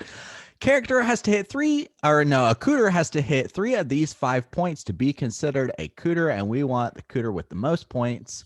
The cooter points are manipulation, smug arrogance, sexual deviancy, overall look and attire, and overall patheticness. Boys, this is going to be quite the hunt this week. It's shooting All fish of in a them. barrel. This. Everybody. So, I mean, let's shoot for the cooter of the week first. Who wants to nominate? You I want to start, kinda Bob, or wanna should I? start with Okay. the Wadsworth family? Like I totally agree. All of so them. the fam, the trip split. The unit, Mhm. well, excluding baby, or they, I'm yeah, assuming? excluding okay. baby. Yeah, Okay. because he's not. Yeah, he's all Right. fucked up. He the wicked stepmother and stepsister. So the collective Yeah. cooter. We're talking collective So- cooter this week. Yeah, so it'd be the three women, the three Wadsworth women. I mean, they sexual deviance. Mama Wadsworth may be breastfeeding. We're not totally sure, but one of them is definitely banging the man child. We know that for sure. Yeah. And the other one that's not banging him is just abusing him physically with a cattle prod. And shit like that's that. kind of manipulation because and you could, I guess, attribute them somehow they're punishing him to keep Yeah. him underdeveloped. Mhm. But that's Right, yeah. manipulation. We definitely see yeah, it yeah. physically manipulating him with the cattle prod. So maybe the mom's doing it in a different way. We don't like directly see, I guess it's implied a lot. But so we'll say manipulation for the cattle prod, sexual deviancy for the banging him in the crib for sure. Yeah. What else? we got? Patheticness, very pathetic. Oh, yeah, the Because whole they're thing is just- pathetic. Using this man kid to get money to live off of. Yeah, That's and not fucking even a terrible. lot of money. Yeah. Just a little bit of money. And there's like, I don't know, there's like the insane reticence to even attempt to make the kid, better in any way. Like, Yeah. they're very upset with the prospect of Anne coming around trying to get him to stand up, which needless to say, doesn't even play into her actual intentions. So what the fuck? But I don't know. I think that the whole family hits a lot of these fucking points, like as a unit. Certainly, the smug arrogance of doing smug this. arrogance. I think the mom hits probably the biggest on the smug arrogance. Definitely, she's the queen bee of this whole fucking hive of fucking murderers and slavers. It seems like. Yeah. So each one kind of represents a different cooter point. Mom, smug arrogance, and manipulation for all of them. I think. Sure. Yabos McGee for manipulation with the cattle prod, and the other unnamed one who whatever. Jermaine is her name. Jermaine as the sexual deviant. All right. Yeah. There My you girl, go. Jermaine. My girl Jermaine. Now, how about look and attire? Can we give that to the old Yabos McGee? Those things are always popping. They are always torpedoed. I don't know, She's man. not it's I not think she's like weird dressed appropriately clothing. for the yeah. She's not. I mean, yeah, but the Part other of it's the ladies' time, boobies part aren't of it's popping all the time. But that's also another fucking thing, actually, about like an anti-feminist reading could reasonably say this was around the time where it was like, if you were a feminist, you were called a bra burner because you don't wear bras because it's oppressive. That's like a thing. Just yeah, saying, I wanted to bring that up but too. if they were all doing it, then maybe. But it was just the one. Well, you don't have to have like everyone doing that to have a representative of that. Yeah. It's like Yeah, I guess you so. don't have I'm gonna say nah. I'm gonna say Okay. What about overall patheticness? Who's the whole most family. pathetic? I think out of the three or out of everybody. Well, I guess because they can't even get damn jobs. yeah. They're I all don't, they pathetic. I don't think they want to. They're all Well, I pathetic know, because but they're that's kind of yeah. pathetic. Yeah. Yeah, Yes. it's pathetic that they Yes. are that. It's that- pathetic that three married to the capable idea. people are just like living off this man-child baby, and that's the way they feel like the only way they can live life. Like that's pathetic. Dude, I think the girls are pathetic. The daughters are pathetic because they just fucking go like they're also in their own way abused into doing this but they enjoy it because like they have been rewarded consistently for doing they're not this the thing. bottom rung. Yeah, But like it's hyper pathetic for Mama Wadsworth because that is like clearly a psychotic break she had having to do with her distrust of the men in her life. And at least that seems to be the implication to me. And then like her need to be cared for and all that, or to care for something and have social clout again with people for being a quote unquote saint for taking care of her son who shouldn't even need that much care, it seems like. So I think that's pretty pathetic to me. Yeah. The Munchausen aspect is very, very fucking pathetic. I think we caught him. I think we caught him. I think so. Well, I would also add Anne Gentry to the mix. I don't want to make this go too long, but Anne Gentry with her like really fucking stupid manipulation, pathetic True. planning, really fucking pathetic. Looking at tires fine. Sexual deviancy. I mean, we don't really see anything to Yeah. imply No, that. I don't I'd think say she's. no. I don't think there's Yeah, I would say sexual no. purpose behind this. Smug arrogance. I think there's a lot of arrogance behind the idea of thinking that you are actually the hero of this story when And your plan is also to when- murder three people. And when she wrote the letter, that's some arrogance right there, like taunting, Oh, yeah. taunting people. Like, just leave it alone if you really wanted to, like, not kill them or whatever. So smug arrogance with the letters, manipulation with their whole plan. And we didn't even talk about stepmom. We don't know much about her, but She's in on pretty that smug, too. arrogant too, I'd Yeah. say. I thought like even when she went to like we saw her in the last few Oh scenes, no, yeah. she was that's wearing this already weird said. robe that I very much made me think of like I thought it was like, okay, so this is a cult.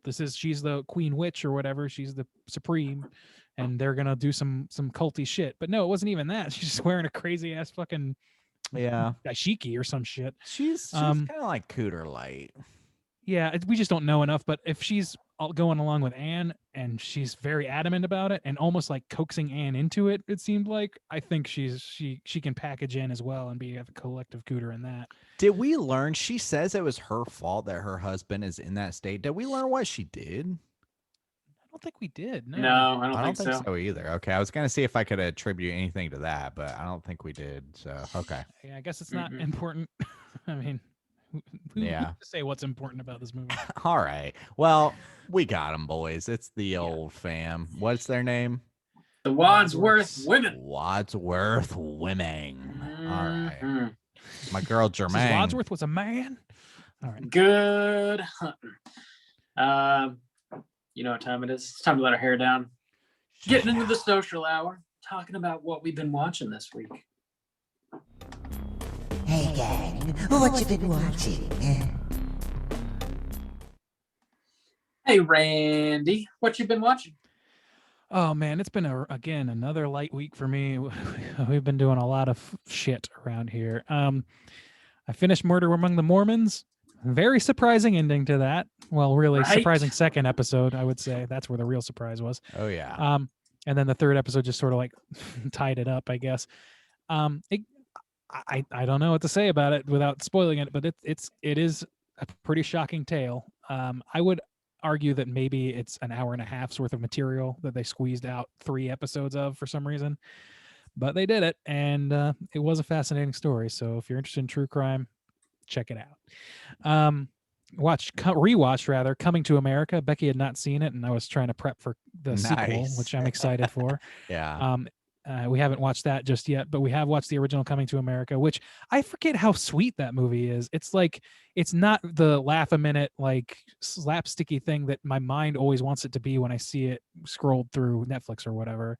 It's a much more sincere, straightforward movie about, and Eddie Murphy's character is just like a sweetheart. And it's like more romantic comedy than I ever give it credit for in my mind. That's a tough line to tread when you're doing a movie like this, where there are like really like blue jokes and shit like that, and you know, people dropping F-bombs all the time at this point in time. The McDowell's thing is so funny. The acting in this movie is Yeah. so good, and I love it. I think it's a fucking great movie, and I'm reminded just how how deep that well gets for this movie. It's a much deeper well than I give it credit for. And then last but not least, Becky threw on a show that is pertinent to our lives right now called Marriage or Mortgage, a fucking reality show that made me a worse person. Seen that advertised. I don't know what it's about though. It's people trying to decide whether they should invest money into a home for them and in some cases their children, because they're living in, you know, a much too small apartment or whatever, or use that $35,000, $25,000, $50,000 for a single day party called a wedding, which is the most fucking infuriating. I just hate that fucking thing. And it's a cultural thing. It's more than these people, but it's like, God, there's the fact that that's even a question is fucking ridiculous to me. Your wedding can be anything. Your wedding can be you and your fiance going down to the beach and saying, all right, now we are in a committed marriage. That's what it is. Let's go use this money to fucking buy a home for our daughter. I don't know what the fuck these people are thinking. It just made me so mad. And I was like riffing on it Mystery Science Theater style. And Becky turned to me and was like, you are being so mean to these people. that's for Becky to say that at all is I don't know. It's eye opening. I was like, oh man, maybe I'm actually regressing. My will for my goodwill towards humanity is just evaporating by watching these people, you know, get drunk on moonshine and then take a private helicopter tour and then decide, you know what, yeah, we'll do that for our wedding, and then just leave a fucking home, leave their daughter in a fucking 1-bedroom apartment with them. Frustrating to me. Frustrating. That's really all I got. I don't have anything else. Get off Randy's lawn. Yeah, Juice. I'm 1,000 What you years been old. I watching? don't know if I told that. I also finished the Mormon documentary. I actually disagree. I loved all 3 episodes so much that I watched it twice, and I will be covering it on a mini episode. I liked it. It was one of my favorites of the ones that have dropped so far. That tale blew my mind. It legit did. I was like, this is wild shit. The old white salamander. Let me damn. ask you this. Let me ask you this, and I'm trying to be as oblique as Sure. possible so we don't spoil it. Did you see the reveal of episode 2 coming at all? No, not at all. Really? I did not either. Blew my mind. I mean, I was Yeah. surprised that it actually was true, but the thought definitely crossed my mind in a few scenes about that one Oh. particular person. in the first episode. I was Not like, at all. well, why is this the case? You know, like without, again, I'm trying to be oblique, but I it's like, still think Yeah. there's some shady shit going on, but that shit was interesting as fuck. oh yeah, there definitely is. Um, Can't trust the Mormons. the Just can't do old it. white salamander. That Let's shit not put cracks me that up. out in such explicit terms, maybe. God damn, Bob. If anything, you can. Opinions of Bob are his own. I don't know, man. Bob's not on the white salamander train. So I finished that. I really liked it. I had mentioned a while back I was on the Zelda kick. I ended up playing A Link to the Past, which is one of my favorites. I fucking love that game. And also I played Link's Awakening. And in doing so, I've been watching a ton of clips of the remastered version, and it looks so damn amazing. It is an amazing game. Anytime I get stuck on a recommend it. puzzle and I have to like look something up for recommending, they're showing the new game, which they pretty much kept everything the same, which I'm fine for. Yeah. And it looks so fantastic. It's unbelievable. As a huge Zelda fan, like I'm so happy that exists. I wish they'd do like an Ocarina Majora remaster. That'd be so there bomb. was rumors abound about that because the 35th anniversary of Zelda was like a month ago Yeah. or something. They'd But make then they did so much basically money. nothing for it, which They'd is make hilarious. so much money. Yeah, it's It's just sitting unbelievable. there in the can, waiting to be released into the world. They just gotta Yeah. fucking do it.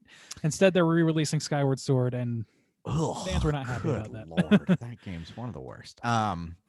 Also, I've brought this up several times. It came out almost 2 summers ago, and since then I've watched it at least once or twice a year since then. So I keep coming back to it, and I almost wish in some way we could do a cast. I don't want to do a mini cast on it because I want to talk about some of these things, but I'm rewatching some of the segments from Love, Death, and Robots. Is that what it's called? Yeah. I remember. Yeah. Mm. It's that segment that Netflix dropped like 2 summers ago, and it's just this hodgepodge collection of 18 different shorts. And Yeah. they just have this loose theme of technology or robots and stuff like that, and they're all around roughly 10 minutes. So I like to like pick them up because they're easy to burn through, like 1 or 2 if you want to, for something quick. But there is some great horror stuff in there, and I say it every time, but I'm talking about like some of my favorite horror shorts I've ever seen, and like self-contained stories. I'm so impressed with how much some people are able to do with 10 minutes worth of time, their own animation style, their own, like, I mean, there's some cool fucking shit in there. So if you've never watched it, even though you've heard me talk about it for several years now, fucking watch that shit because it's cool. I really like it. Some of the segments fall flat, unfortunately, but there's 18 of them, and at least half are like know, good. That's a movie. Like I started watching that on your recommendation. I watched Yeah. maybe 2 episodes, and it really didn't stick with me, which is crazy Man. because of your recommendation, which I take seriously, and then also Well, thanks. the animation aspect, which I'm an animator. I Yeah. should fucking give a shit about that. And there's And so then many different the sci-fi styles. aspect, I like that. Yeah, exactly. So I feel like I should love it, but it really didn't keep me coming back. Maybe Oh, I'll give it man. another shot soon. I but really do like it. I like it a lot. Or especially a handful of, there's like at least like 5 that I would say stick in my mind. Like I think about quite often. maybe give me that list of those. and Maybe I'll I should. start with Yeah. those. So I don't know. I really like it. There's this one, I think it's called like Zima Blue or whatever. That's not really one of the horror based ones, but I fucking love that one. There's a space horror one that's so fucking cool. There's a werewolf one that's really cool. I don't know. I just really like those shorts. There's one, and it actually gives me some context now because this is part of Korean lore as well. I think they based off maybe Japanese, but it's like Asian style. But I know the character they talk about because of Korean lore, but it's like the shape-shifting fox. That's like a woman fox that's got like 9 tails. And that's a really cool segment too. I like that one a lot. Anyways, so I've been rewatching some of those, and I really dig them every time. So yeah, that's about it. Bob, what you been watching? I finally watched Freaky, which is a Blumhouse joint. Yeah. Came out 2020. Is directed by Christopher Landon. He's the same guy that did the Happy Death Day movies and Paranormal Activity, the Mark ones. Scout's Guide to the Zombie Apocalypse. He's done a lot of genre movies.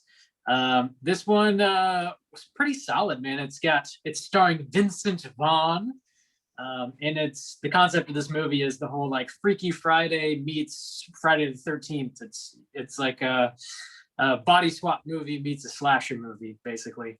It's pretty comedic and very gory. It's definitely R-rated.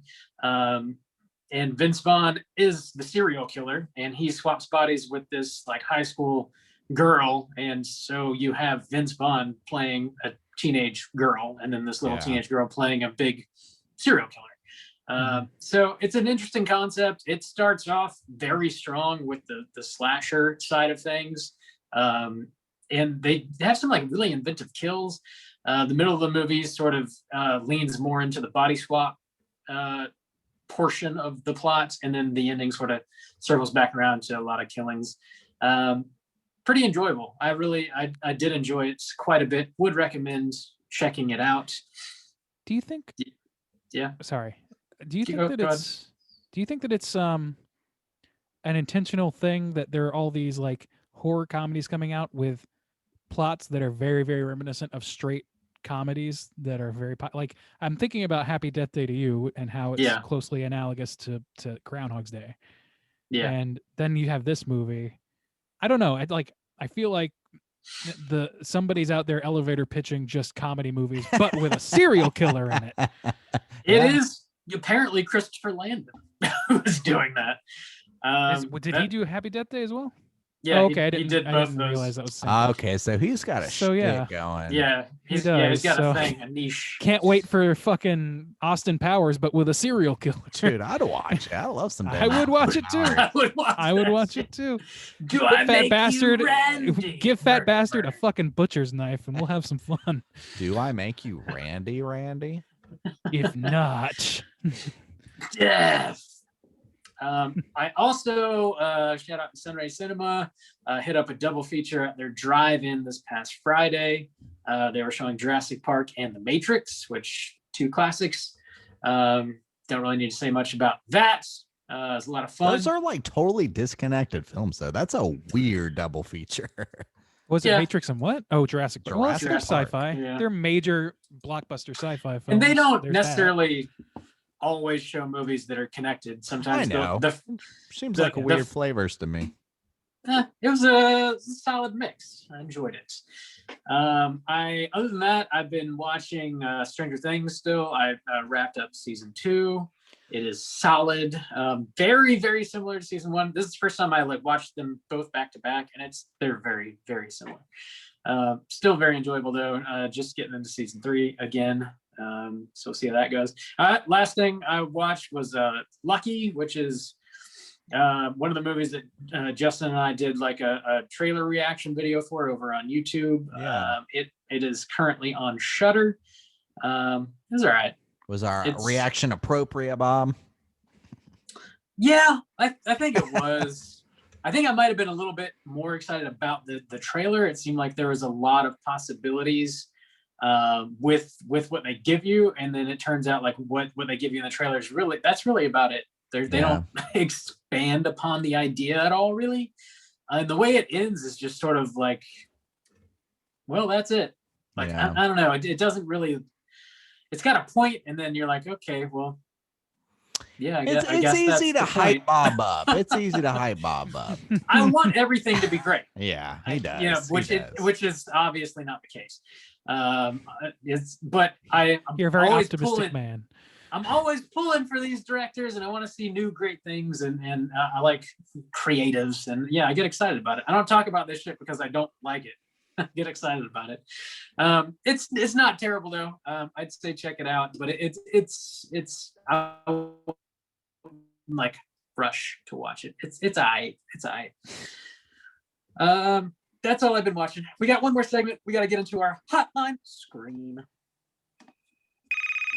Hotline scream.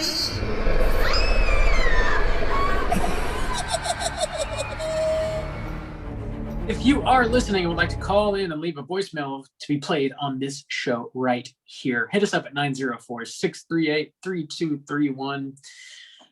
We got a few voicemails this week. I believe first up, we're going to hear from Chris. Let's hear what Chris has to say. Hi, Straight Chilling crew. This is Chris from Phoenix again. Sorry, I had another call on the line. I was Grubhub dropping off my food. I had to take that. Anyways, so a couple episodes ago, you guys talked about what listeners are doing for a job while they're listening to the show. So you guys weren't around when I had this job, but it was when I would listen to podcasts and watch horror movies pretty much exclusively. I had a job for about 4 years working at a behavioral health residential facility and the graveyard shift. So I would work from 7 p.m. to 7 a.m. by myself generally. And the fun thing about this particular residential home was it was in a very rural neighborhood, or very rural area. It was like a 10-minute drive on a dirt road, middle of the woods, middle of nowhere, with about 10 to 12 schizophrenic people working graveyard shifts, middle of the night, watching horror movies. And it was a lot of fun.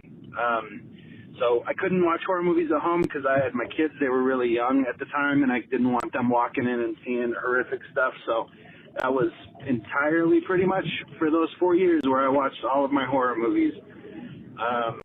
So I wouldn't have done anything different. That was a great time. Anyways, I had a question that I wanted to ask you guys. You guys talk about video games sometimes, and I've never heard you talk about Dark Souls, like the Dark Souls franchise. If you guys have played it, if you guys haven't played it, I couldn't recommend playing it enough. It's probably one of my favorite video game series, and sometimes if I got nothing to play, I'll just go back and replay them. The first Dark Souls, I think I've replayed about 7 to 8 times. And I didn't like the second one too much, but the third one was solid too. So anyways, all right, thank you for a great show. Talk to you later. Bye. Thanks, Chris.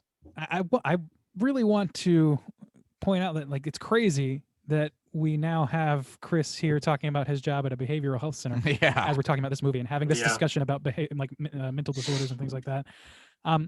Chris, if you have any insight and could set us straight or could back us up or whichever way it's going, doesn't matter. Give us a call and let us know how on or off base we are with everything we've talked about. Have you seen The 'Cause if Baby? What are your thoughts? Yeah, please tell us what you think of The Baby and just give us whatever background information might help this movie make more sense to us if it exists.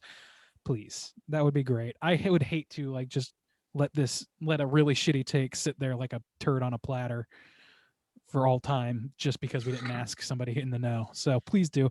Also, Dark Souls. Has anybody played Dark Souls, Soldier? I thought you loved Dark Souls, Randy. No, I am familiar with it. And Yeah, the way me it's been too. described to me is it's Legend of Zelda for sadomasochists. Yeah, I because it's extremely thought you difficult. loved it. It was on the GameCube, right? No, I think I honestly don't remember now, but I think the first one was maybe on PS3 or something like that. Oh, really? Okay, I thought it was. I could be wrong. Okay, Again, never mind. that's a total guess on my part, but I've only I have not seen played it. footage that looks way beyond the GameCube's capacity. Okay, But yeah, it's supposed to be extremely unforgiving and very difficult, and I don't know if I have the patience for that. As much as I love Zelda style action adventure, discovery based things. yeah, if it maybe is I'll just that. watch some gameplay. Just Yeah, I for mean- the story. I'm not against giving it a try. Maybe one day I will, but I got to be ready for the challenge. And I rarely play video games for the challenge anymore. Now I play for the experience, which is why I like shorter games now. Yeah, So I'm a wuss these days when it comes to my game choices. Yeah. So yeah. Well, I've never played it, but I don't ever really play any video games. However, watching horror movies at midnight while you're at work, watching horror movies on the clock at all is pretty dope. So way to do that, Chris. For several years, I think that's called winning. Yeah, thanks for calling, man. It's good to hear from you. Let us know if you've seen The Baby, and let us know what your thoughts are. Be interested to hear. Next up, we're gonna hear from Matt. Let's hear what Matt has to say. Matt, I see a Christopher.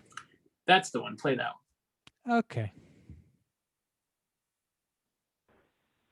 Hello, this is Christopher Reed. My sister has a hairy butt. Yep. What? Yep. That'd be Matt. That sounded Is like that- G Baby. Are you sure that's Matt? Yeah. Actually, it definitely is. Pretty sure. Based on the phone number, yes. Oh, okay. Yeah. It sounded like G Baby to me. He's doing Is that a little bit voice. that I'm not familiar with? Or I can't Yeah, recall? what? I guess it was like a Christopher Lee knockoff thing. Oh, 'cause Lee was in the last Christopher one. Lee. I heard Yeah. Reeve. Me too. Okay. Me too. That's hilarious. This is Christopher- his Christopher Lee impression. I asked for this. Okay. Everything's clicking now. Yeah, that's right. Yeah, it all comes together, baby. Okay. Full All circle. right. Sister has a hairy Woo. butt. Sister has a which hairy butt. Apparently he's into because they're locked and My held for all of sister eternity. has a hairy butt. That's a terrible Christopher Lee. I liked it. That was pretty good. Thanks, man. Thank you, Well, Matt. I try. Thanks for obliging. Thanks for doing what Randy asked you to do, even though he forgot and Yeah, didn't we understand what was happening. You got to reintroduce us to concepts that we drop on this podcast, or else it's gone forever. It is very stream of conscious. We say a lot of shit and we cannot remember it at all. Sure do. Can't. Yeah, Very that's- unforgiving to ourselves. Fact. Fact. Thanks for calling, Matt. Next up, we're going to hear from Logan. See what he has to say. It's me again. Sorry. I just remembered what I wanted to talk about in the first place was The Howling 2, because I unfortunately watch every movie that you guys do, including ones that I've already seen before, including The Howling 2. So thanks for that, because I never wanted to watch that again. But it made me think, man, I would love to hear you guys do The Howling 3. If I ever get enough money to do your Patreon, I will have to recommend it, because that movie is, personally, it's my favorite of the Howling series. They get worse after that. And it's not a good movie by any means, but it is fucking crazy. And it's wild to watch. I would love to hear you guys' opinion on that, because it's even just weirder than the second movie. So should have watched that one instead, but whatever, it's fine. That's it. Anyway, bye again. Thanks, and sorry for again sounding like totally crazy person, because I didn't rehearse any of this and I'm just rambling. That's it. Thanks again. Sorry. Bye is how I end almost every conversation I have. I'm so sorry. Bye. I'm so sorry for my existence. It's really a problem. No need to apologize. Yeah, really. That there's sounds no like need. Randy Yeah. to me. Yeah. It's Definitely. very much a defect that I possess. So Definitely But happy yeah. to have you call in and share your thoughts. Never seen The Howling 3. It's hard for me to believe that it would be better than The Howling 2, but I'm kind of curious now. one thought entered my mind when he suggested we watch The Howling 3, and it was this. Yeah. So that's where I I'm am- at. I wasn't curious, but now I am a little curious, so I'll probably have to watch it eventually. It only takes one little baby spark for Bob to put down money for them blues. Well, I mean, there is a really nice Scream Factory disc out there. guess Oh, and your shelf is just aching for another disc. Oh, it needs the weight. Fill me up, Diddy, says your shelf. God damn. Sounds like I just got a great new clip there. Fill me up, Diddy. And I another. have a daddy kink. I've got so many clips to cut out. Oh, Oh boy. just Soju's gonna be like mad scientist clipping things together at night, cackling wildly to himself. All the while he's yelling about incest and stuff. You know. His favorite thing, as we all know. Big advocate. He's a big advocate of that, as we all know. I advocate for it. I advocate.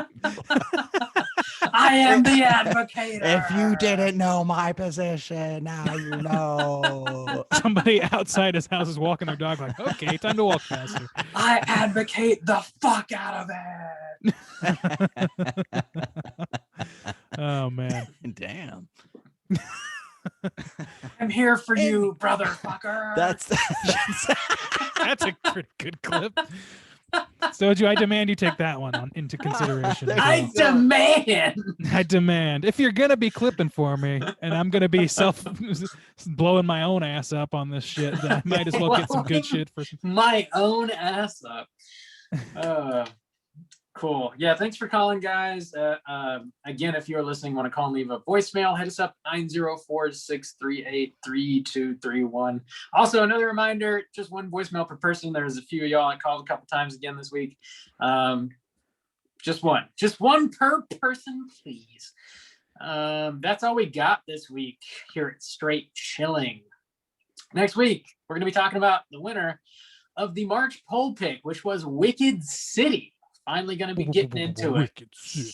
See what this weird shit's about. Flame your eyeballs into it. Get ready for next week. Until then, please rate, review, and subscribe to us on iTunes. Hit us up on Twitter at str8_chilling, on Instagram at Straight Chilling Podcast. You can send us an email to our website, straightchillingpodcast.com. If you want to join in on the daily Slack channel conversations, hit me up on one of those social media outlets, and I'll send you a link to join in on the conversations. And until next time, as always, all you mother truckers, please keep chilling. Arrivederci, baby.